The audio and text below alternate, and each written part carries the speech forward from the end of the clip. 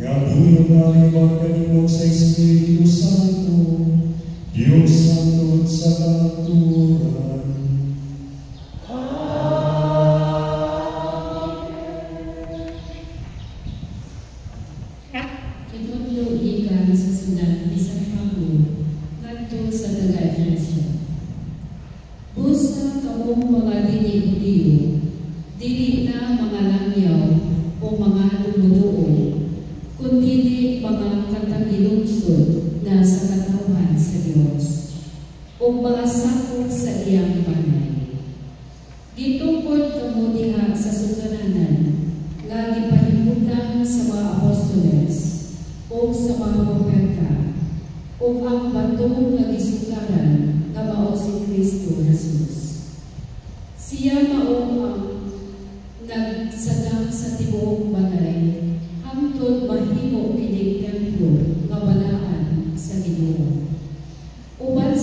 pagtutuo, kamo usab nga nahiusa kaniya, gihimo usab kabalay, diin nagpuyo ang Dios, pinaagi sa iyang espiritu.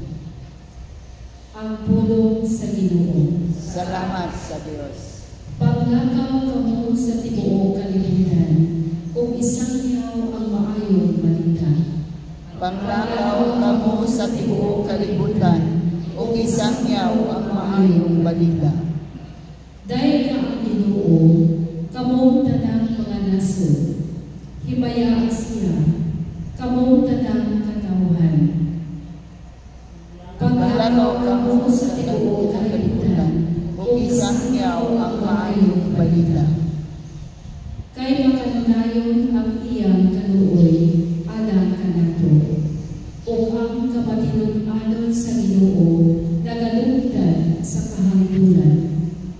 Panglakaw kamo sa tibuok kalibutan, ug isangyaw ang maayong balita.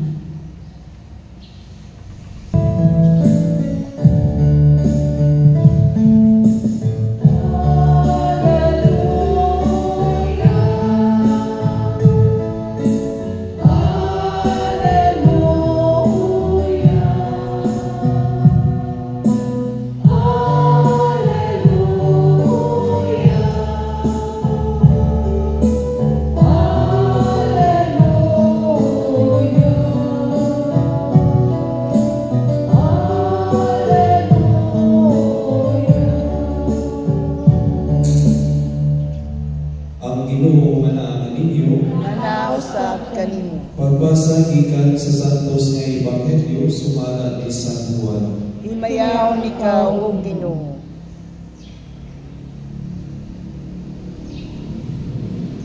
Si Tomas ang iyanlan kaluwa, usa sa napulog-duwa ka tinunan, wala mahiuban kanina sa pag-anha ni Jesus.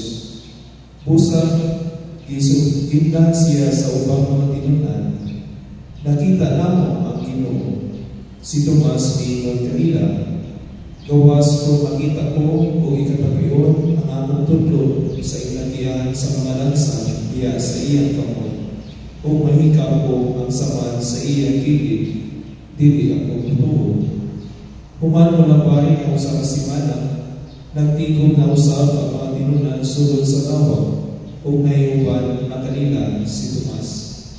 Gitrangkahan ang mga putahan, apat itunga si Jesus o miparoon sa taliwala nila o mingon, may niruta ang kalinaw. Unya mingon siya kay Tomas, tanawa ang akong kamot o hikapa kini, hikapa usab ang samad sa akong kilid, tuo o ayaw na pagtuwa-tuwa. Si Tomas mingon kaniya, Ginoo ko o Diyos ko. Unya mingon si Jesus niya, ito ka ba tungod kay nakita kanako? Ulahan katumuto, bisan wala makita kanako. Maigsoon ang ebanghelyo sa Ginoo. Dayon ikaw, O Kristo. Maigsoon kamadlaw atong isaulo ang kapistahan ni St. Thomas na usa sa mga apostoles ni Jesus. Maigsoon sa ating ebanghelyo kamadlaw gikan ni San Juan, nagdala kanato sa subilan lalo ni Tomas nga kanunay nato kailangan kaddaw ni Thomas, no? O niini makita nato ang kahayag sa pagtuo nga gihatag sa Ginoo bisan sa atong kahuyan o pagtuwa-tuwa.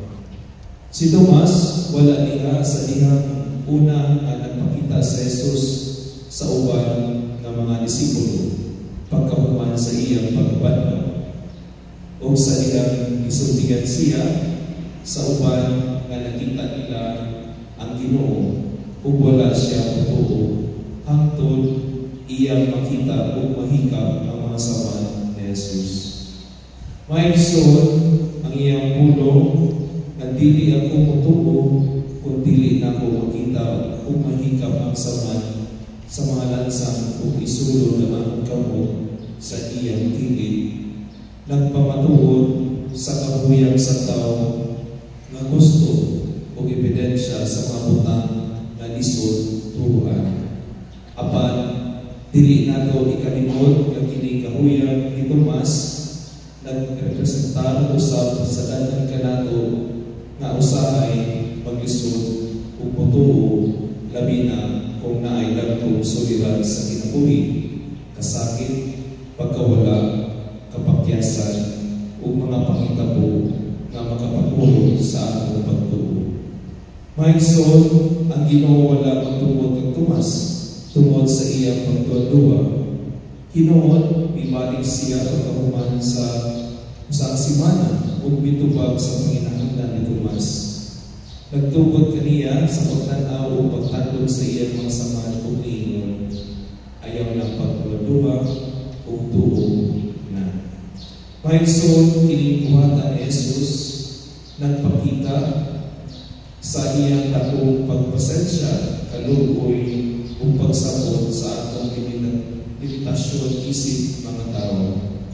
Ipakita niya ang atong pagduwa dili katapusan, kundi usa ka hangin sa pagpalaro sa atong pagtuo o relasyon kaniya.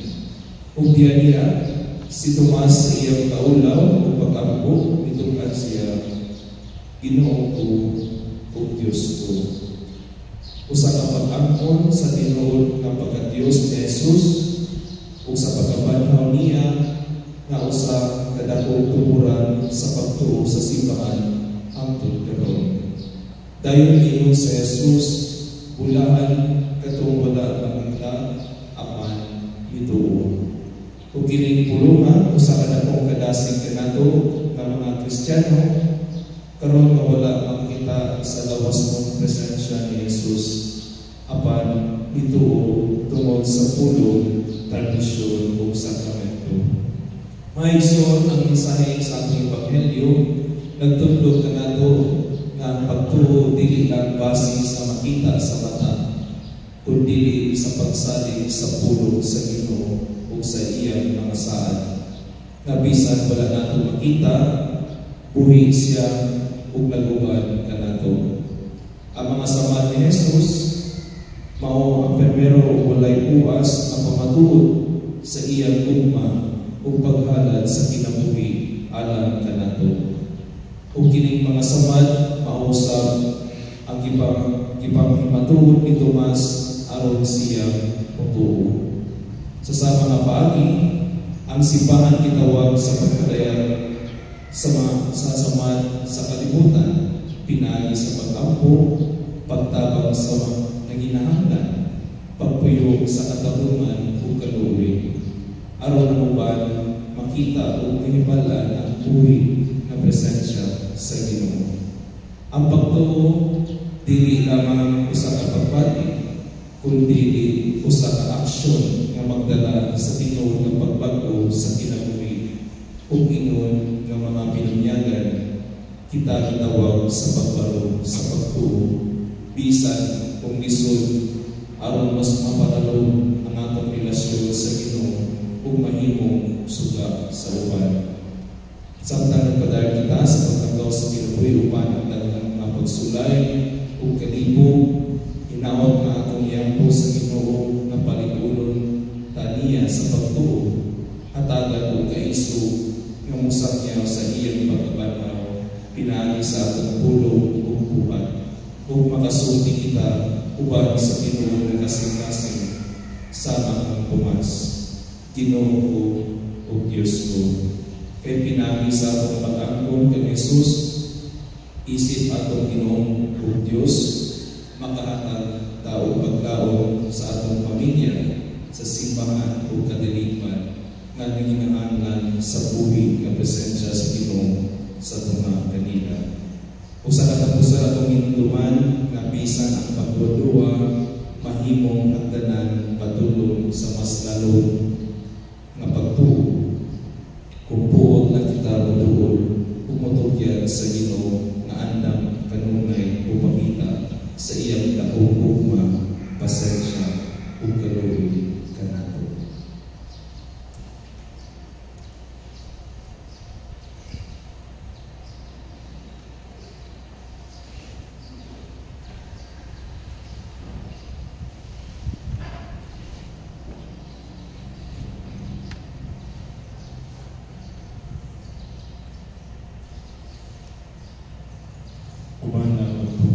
sa Panginoong Kristo, ipadalan ng pagkaroon ng atong mga katriman at kusaman, ngunit kita, Ginoo kaluyi. Ginoo kaluyi kami. Naisip simbahan, diniwala kita, magmakulang sa pagpadayan sa atong pagtuo ngadto sa mga walay pagtuo, magampo kita sa Ginoo. Ginoo kaluyi kami. Nga mulang po umutubo-unta ang simbahan dinhi sa Asya, magampo kita sa Ginoo. Ginoo kaluyi kami. Nga mga ang mga sasala o mga walay pagtuo, makabuntog sa ilang mga pagwaduha o musagop sa Ginoo nga pagtuo, magampo kita sa Ginoo. Ginoo kaluyi kami. Na sila kanabugatan sa pagpuyo, ilabi na ang mga nagmingaw o nagmasakiton, makasinati sa kalipay sa laban ng Kristo, magampo kita sa Ginoo. Ginoo kaluyi kami. Na imo ang isipon, katapos mapuslan ang anak ka na, halang ng Teofilo Kamuot, mabayan ng ato sa altar sa mga santos, magampo kita sa Ginoo. Ginoo kaluyi kami. Na ang mga matuoong nangamatay, makamit sa imaya sa kinabuhing tunay, magampo kita sa Ginoo. Ginoo kaluyi kami.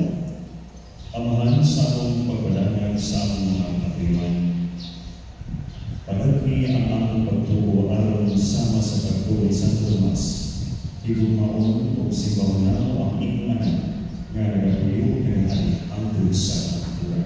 Amen.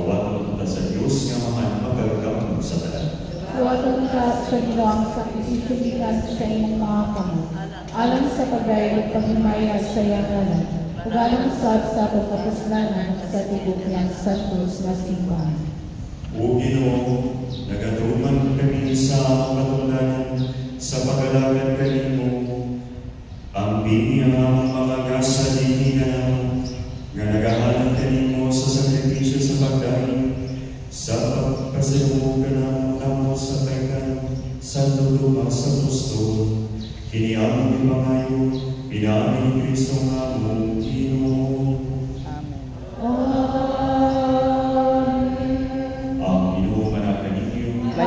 Sa kanimo. Ibayaw ining makasingkas. Amo nang ibayaw ngadto sa Ginoo. Pasalamat kita sa Ginoo nga atong Dios. Angay ug matarong. Santos nga Amahan, Dios nga tunay ug magagawon sa tanan.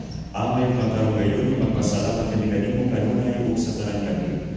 Kay ikaw ang maparunayon nga magbalantay nga dili kayo lumiya sa imong kanon. Pinaamon sa mga apostoles, nagabantay ikaw nga magugmaon kanamo o nalangkod sa walay puno. Ikaw ang naghimo kanila ng mga pagbalantay sa kanon, aron matapang sila sa pagpadayon sa buhat sa iyong anak, o gikan diha sa langit hangtod karon.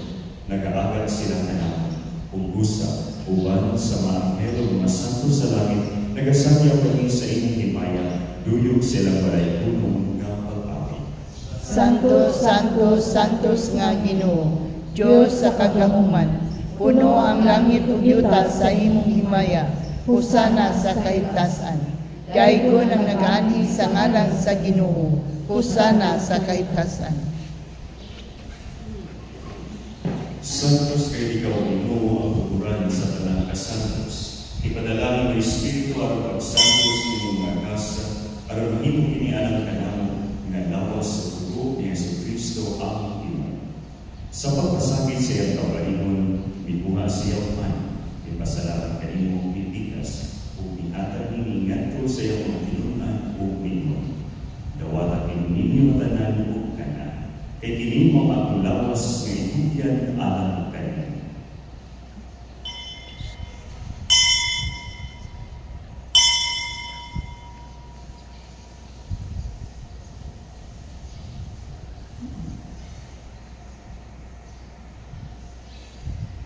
Sa samang pagkitapos ang kahihapon, miguha siya sa kalis. Ipasalamat din ang pag-usap, mihatag niningadto sa iyang mga tinunan o mingon.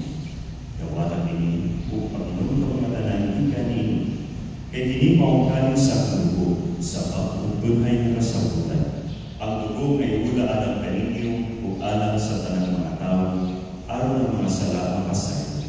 Dawatan nini ang paghandog kanako.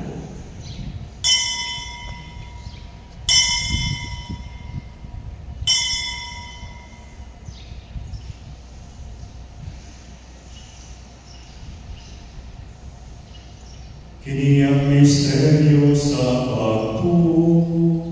Kristo namatay. Kristo namatay. Si Kristo nabanaw. Si Kristo. Si Kristo. Siya mubalik namin. Aron paghandog sa kamatayon ng pagkabanaw ni Jesucristo, naghahatag kami kanimo Amahan, piningpan sa kinapuli o kalis sa kaluwasan. Nagapasalamat kami kanimo tungod kanimo kami iniisip ng ayan, kamwatubang o malagad kanimo. Himuha kami ng mga lawat sa lawas o dugo ni Kristo, magkahibusan niya sa Espiritu Santo.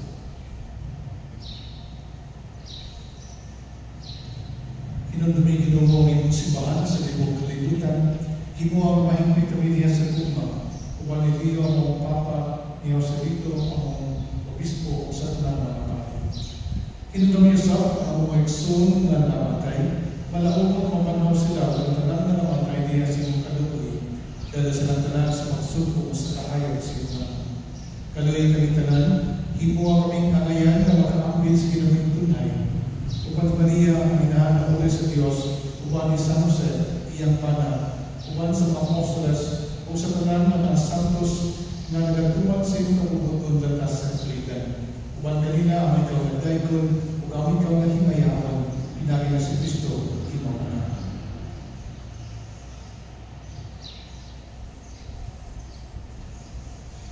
Pinaagi kanina, uban kanina o ihang kanina, ihatag na kanimo makagagawang Amahan, diha sa kayusa sa Espiritu Santo, ang tanang lumubog himaya hangtod sa kahapuran. Amen. Pero mag-ampo kita sa Amahan at gamito ng mga pulong at itulog na nato sa atong panutos. Amahan namo nga naa sa langit, pagdaygon ang imong ngalan, umabot ka namo ang imong gingharian. Matuman ang imong pagbuot dinhi sa yuta mayroon sa langit. Ang kalano namo sa matag adlaw, ihatag ka namo karong adlaw. Ug pasayloa kami sa among mga sala. Maymoon nga nagapasaylo kami sa mga nakasala kanamo. Ug dili mo kami tugyan sa mga panulay. Inunuwa luwasa kami sa tanang dautan. Maayo kami kanimo Ginoo, ngayon kami luwason sa tanang dautan. Hatagin kami sa kalinaw nining panahona, aron tinabangan sa inyong kaluoy. Mahali kay kami kanunay sa sala, ug mahinayo sa tanang kasama, samtang nagapaabot kami ng malaumon sa pagbalik ni Jesucristo among Manunubos. Kaino man ang gingharian, ang gahom ug ang himaya, hangtod sa kahangturan.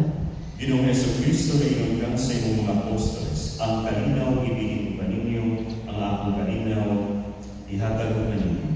Ayaw tanawa ang mga sala, kundi ang pagsalit sa imong simbahan, ug sibog sa imong kapaguton, hatag kami sa imong kalinaw ug kahiusa. Ikaw ang buhi ug hari, hangtod sa kahapturan. Amen. Ang kalinaw sa iyo sa kanunay, manaan. Manasap kanimo. Ipakita ng Panginoon Hesus.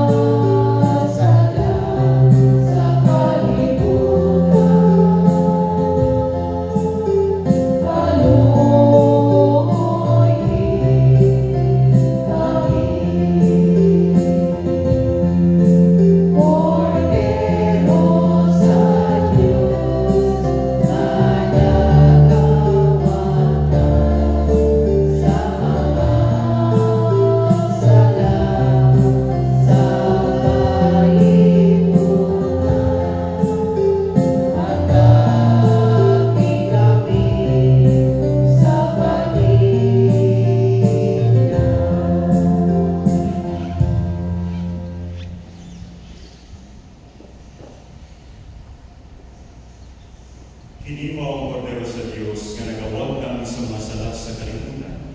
Gulangan ang idapit alang sa panihapon sa Ginoo, dili ako angay nga mokalawat kanimo, apan ipamulong lamang ug mamaayo ako.